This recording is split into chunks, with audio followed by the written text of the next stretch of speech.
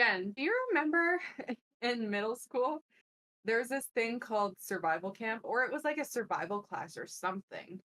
Oh my God, yeah, it was like Mission Impossible. Is that the one? Yeah, like we played Mission Impossible and like we had to climb on the walls and like the whole thing was really dark and there was lasers and shit. Yeah. Also like a survival aspect that took place outside. Oh, yeah. Yeah, I remember that there were kind of like these giant ice walls that we would have to like dig into and we would make little caves and I remember the teacher, Mr. Anderson, called it making igloos, but honey, they were more like ice little caves. Anyways, we Yeah. would make these giant holes and we would crawl in, hide all our snacks, and that would be our spot for recess. The boys would eventually end up stealing it. It was this whole ordeal. But for the time, it was like our safe haven. That wasn't the only thing we did in survival class. Um, we had like a whole section on how to start fires. So like we had flint and steel one day, and that was like the easiest class in my life. But then the next time we had to do like that thing where you have that piece of bark that's flat, and then you have that big long stick and the string, and you have to saw it back and forth until the Oh, fire yeah. starts. Yes. I never got that happen. I never got that started. Uh, I'm so ashamed. I would not survive in the wild. And then there was this one time where once we got our fire started, we would have to cook something on it. And I brought a can of beans. My God. So we cooked up I some beans. Oh, I sorry. brought like bacon. Yes, you did. Yeah. You were so clutch. And then I remember one of our friends, Victoria, she brought strawberries and chocolate to make fondue. However, she didn't bring anything to cook the chocolate in. So we ate the can of beans and cleaned it out the best we could with some snow and used that to melt chocolate in. Oh my God. So we're little survivors, I guess. Don't mean to brag. Survivor wish that they could have us. Do you have any other survival stories? Honestly, no, because my bitch ass cannot handle the weather.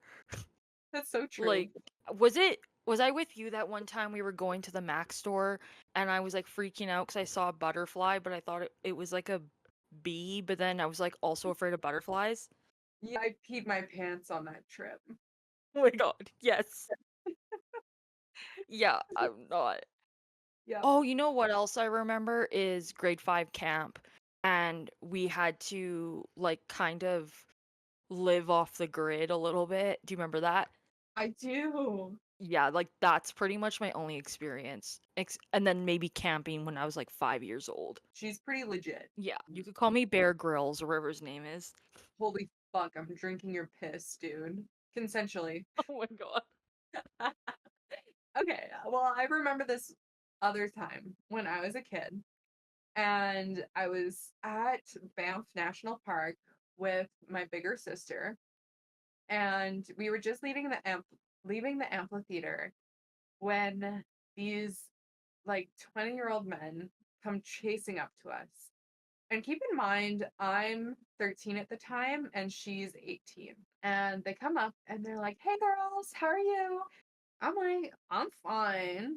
I'm great. I just watched someone pretend to be a deer for half an hour. It was great." And they kept chatting up with my sister, and I was like, "Yeah, that's fine." And they were like, "Oh yeah, we're just out for a jog and it's such a nice night. Do you want to hang out with us?" And we're like, "No, thank you. Our campsite's just up on the right. Like, we're gonna head out." And so they were like, "Okay." And we head right, and the guys followed behind us. We're like, "Okay." And so like our campsite wasn't really on the right. We were trying to find a different way home, and we kept making a turn after a turn after a turn. And these guys kept following us. And so finally, there's this phone that comes up, and we stop at it, and the guys run off. I imagine it's because they thought we were trying to call the police. But after we saw them run off, we were like, "Okay, we're fine." And so we put the phone down and continued to walk back to the campsite when all of a sudden we hear pounding on the gravel behind us. It's the guys. They're chasing after us and they're right on our heels. So my sister grabs me and she shoves me into the underbrush, and we're army crawling on our bellies, keeping our heads tucked down and our bodies closed in as we're crawling along in the grass, in these bushes. The twigs from the bushes are tearing into me, but I don't say a word as the guys start trambling after us into the underbrush. And as they come along, they're shouting, "Hey girls, come out. We just want to hang out with you." "It's okay." And my sister looks at me, and I'll never forget the look in her face. It was absolute terror as she stuck her finger up at me and just did the motion to say shh. We kept crawling for what felt like ages until finally we made it out past the trees and saw the gravel road ahead of us. We took off and started running back to our campsite. We made it and we called the park authorities. As far as I know, the guys were never caught because our descriptions were pretty vague. That's crazy. Yeah, literally. But what if I told you this happened to more than 6,000 people?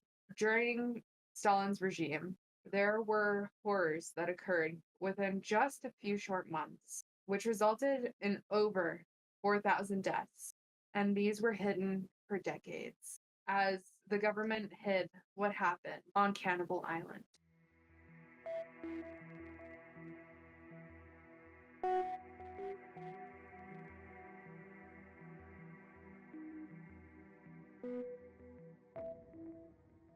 Hi, and welcome to the Decomposing Flower podcast. We're excited to have you here with us as we delve into some truly intriguing and, yes, occasionally disturbing true crime or true event cases.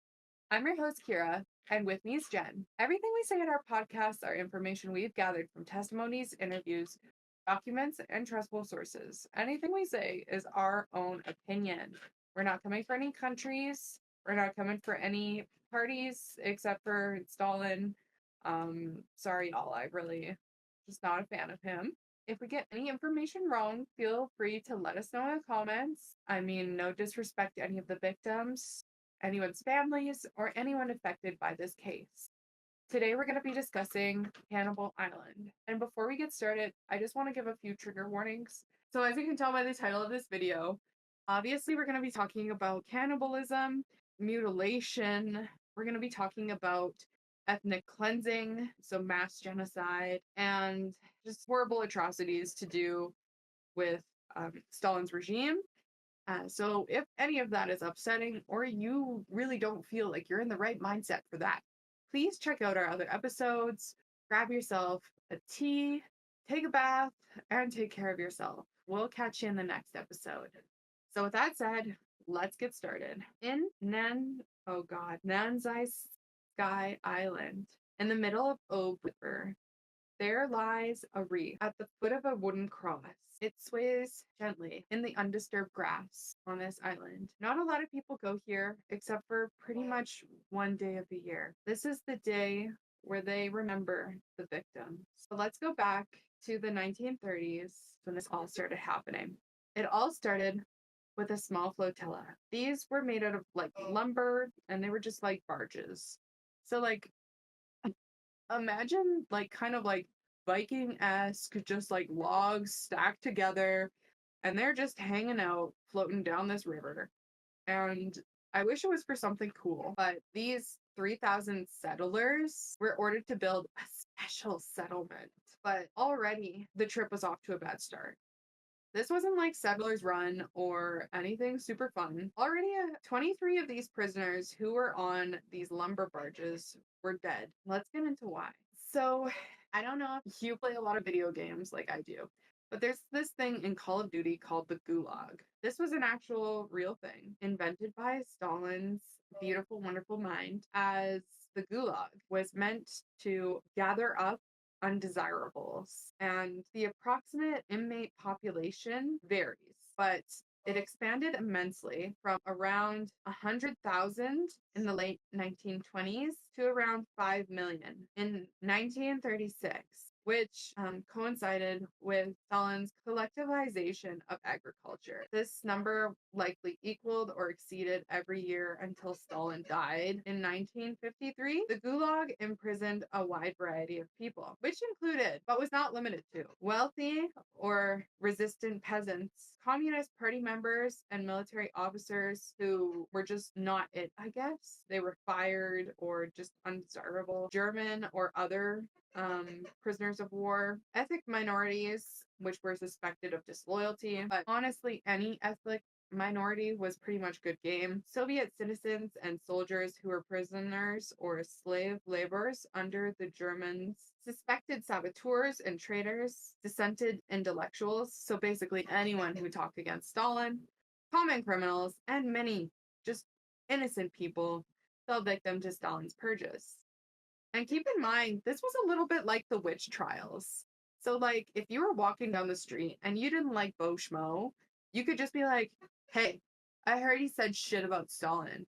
And they would be like, oh my God. Fucking arrest him. So, true figures really remain unknown. As with most governments, a lot of these numbers are kept under wraps. The Gulag system in its peaks comprised of hundreds of camps, which housed an average of 2,000 to 100,000 inmates. These camps were pretty much like corrective labor colonies where they would be forced to log or do construction projects like canals or railroads or mining. Refusal to do any of the work resulted in starvation or execution. These people had to work long, and I mean long ass working hours. They had harsh conditions, inadequate food, which was likely pretty much moldy or just non-existent, and summary executions, which led to the deaths of tens of thousands of prisoners annually.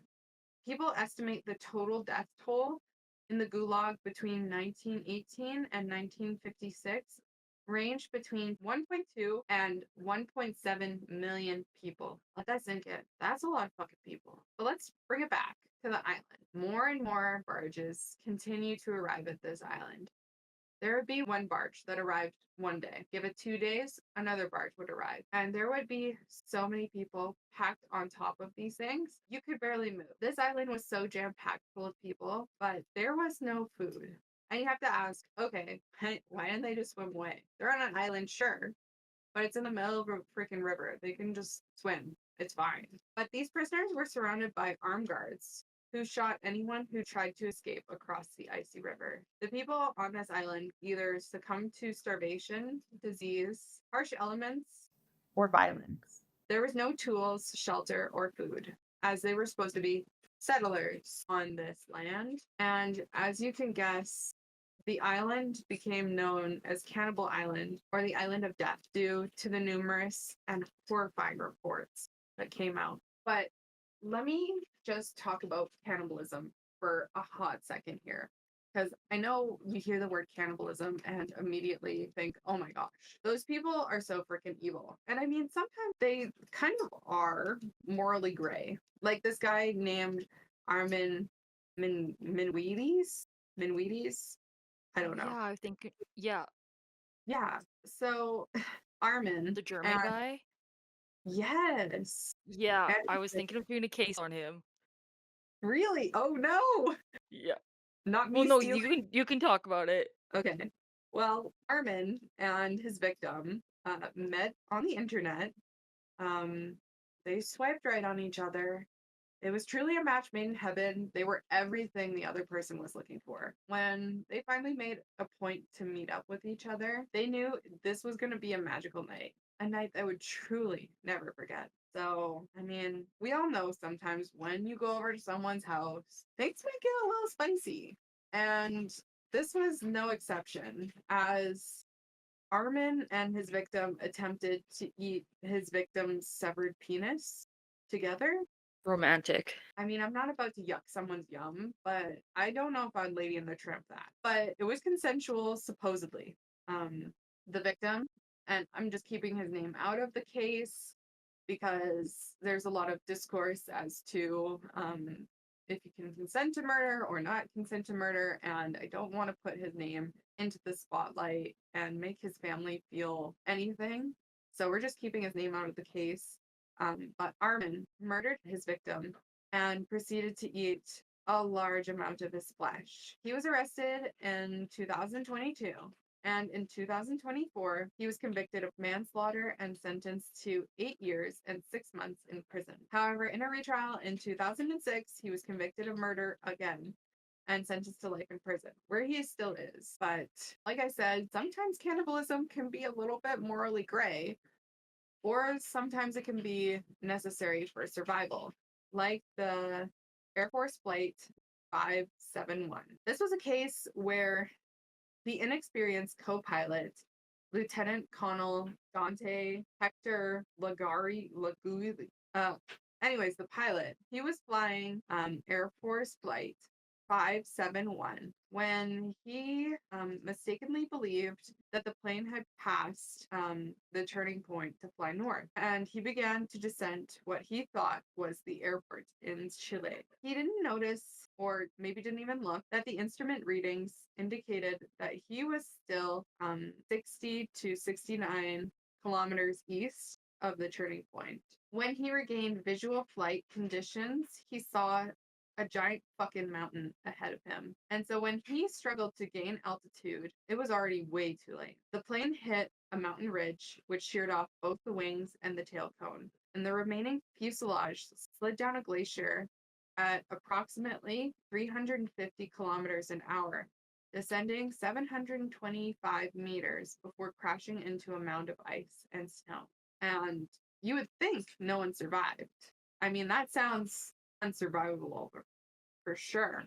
This plane was carrying 45 passengers and crew, which included 19 members of the Old Christians Club rugby team, along with their families, supporters, and friends. The crash resulted in the immediate death of 3 crew members, 9 passengers, with additional casualties following after. But 33 passengers survived the crash. That wasn't without critical or serious injuries. There were broken legs from the result of crashing into the seats ahead of them. There were some passengers with compound fractures. All of those people unfortunately passed away.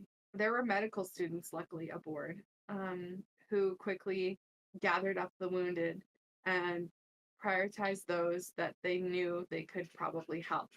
One of the men, Nando, remained unconscious for 3 days, and he had a skull fracture, while there was another guy who was on the flight named Enrique, who, despite having a piece of metal removed from his abdomen, along with a few inches of his intestine along with it, he immediately began helping others. The survivors were able to locate 8 chocolate bars, 3 small jars of jam, a tin of mussels, a tin of almonds, a few dates, some candy, dried plums, and several bottles of wine. They rationed their portions and counted their days. However, these limited supplies depleted within a week.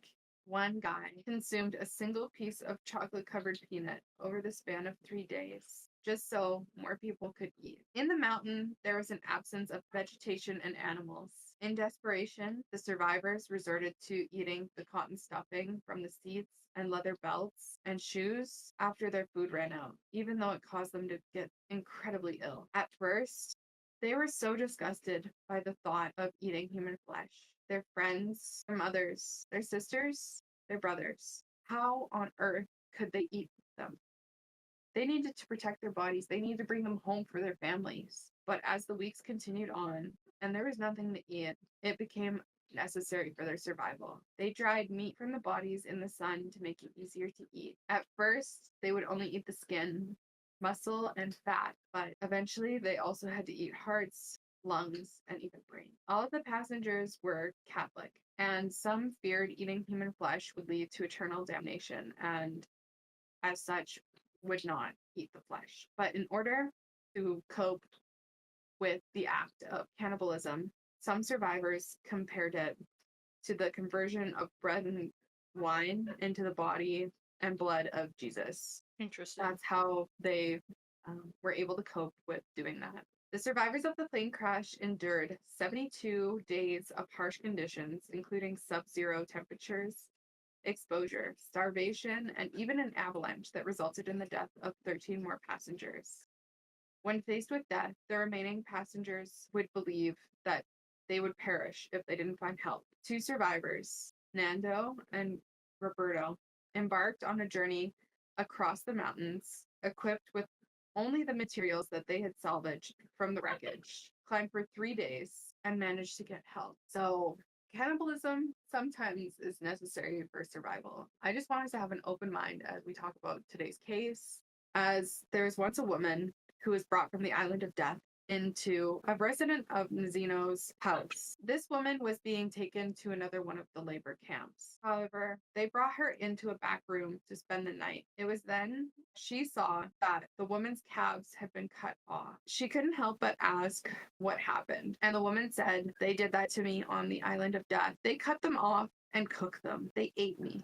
All the meat on her calves was nearly cut away. Her legs were freezing because of this, and she wrapped them up with rags. She was able to move on her own, but she looked like an old woman when she was really just a little over 40. Those few short months on the island of death had changed her life forever. In the 1930s, when the first batch of prisoners arrived at Nazino Island on the Obe River, they were already malnourished, sick, and despairing after being crammed onto these barges for the journey. It immediately became clear to those who were on there that they had zero chance of cultivating this swampy terrain. Besides, the people on these barges had no tools or shelter. For food, they only had 20 tons of flour. That was it. Order broke out, with fights breaking out over the distribution of flour. They formed gangs, and the guards took perverse pleasure in hunting down those who escaped. Or sometimes who were just hanging out, who were just living or breathing. They would just kill them. Or sometimes they would make bets. They would hunt for sport. After all, no one knew who these people fucking were. They didn't matter. Those who managed to get some of the flour either suffocated by eating the dry powder as they literally inhaled it, or they mixed it with the water from the icy river and contracted dysentery, which they would have no medication, of course, for. Starvation and disease set in quickly, and then the first cases of cannibalism started to occur. Violent mobs murdered the weak to ensure a source of meat. People began dying really quickly. Even next to the fire, they would either burn to death or they would die from exhaustion and cold. On the island, they had no shelter. So keep in mind, these people were being pelted by snow and frost, and then rain and freezing winds, still without food. Every fourth or fifth day, some flour was brought into the island and distributed the people, a few hundred grams each. After getting the rations, they would run to the water, mix the flour with their hats, and eat what was in their hats. One survivor off of this island was asked if he ate human meat. He said, "No, I only ate livers and hearts." It was very simple. It was just skewers. We grabbed bark and wood from willow branches, cut into pieces, and stuck the meat onto the skewers and roasted over the campfire. I made sure I picked those who weren't quite living, but not quite dead, and it was pretty obvious that they were going to go in the next day or so. Their hearts would just give up, so it would be easier if I just took them out.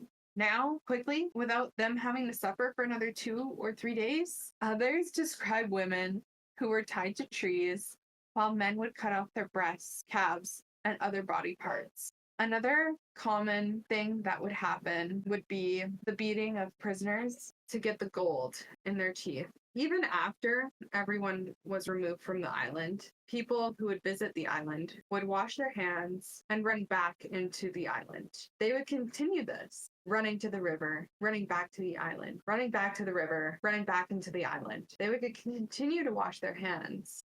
Only what they were doing was not entirely just washing their hands. They would come back to the river with their hands full of gold, golden teeth, and there would be a lot of them, searching for these golden teeth among all the skeletons. What were the guards doing besides making sure no one escaped? Well, like I mentioned, they would join in the killing, making space for more and more to arrive. What happened after was the guards would get short prison sentences, a token for their punishments, which amounted to nothing more than just pretty much a slap on the wrist. On this island, there were common criminals mixed with regular political prisoners or just common folk, which was actually a standard practice in Stalin's gulag to make sure that there was an atmosphere of constant terror. A Soviet document reported that only 2,200 prisoners survived out of the reported 6,800 that were sent to the Cannibal Island labor camp. And this island, keep in mind, was swampy. It measured 3 kilometers long and 600 meters wide. Out of the 2,200 survivors, only 300 of which were considered fit to be working. How were these people selected to be on the island? Surely they must have been horrible, terrible people. The most awful people to be stuck on the most awful island.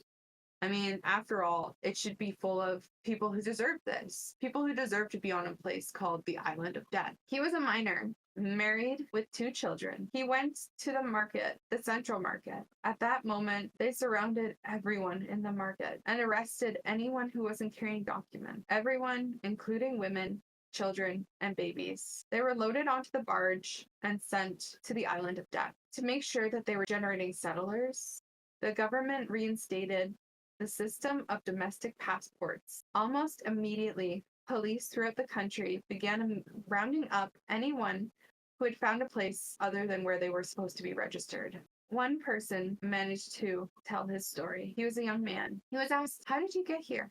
He remembers he was a student in Moscow. One weekend, he traveled to just go visit his aunt, who also lived in Moscow. He knocked on her door once, twice, but before she got the chance to open up her apartment door, the police grabbed him and arrested him because he didn't have his passport with him. Another man just stepped out for a cigarette. It was just right across the street. He was just running to the store, just going to grab a cigarette. He was arrested too. On the island, people were tortured by hunger.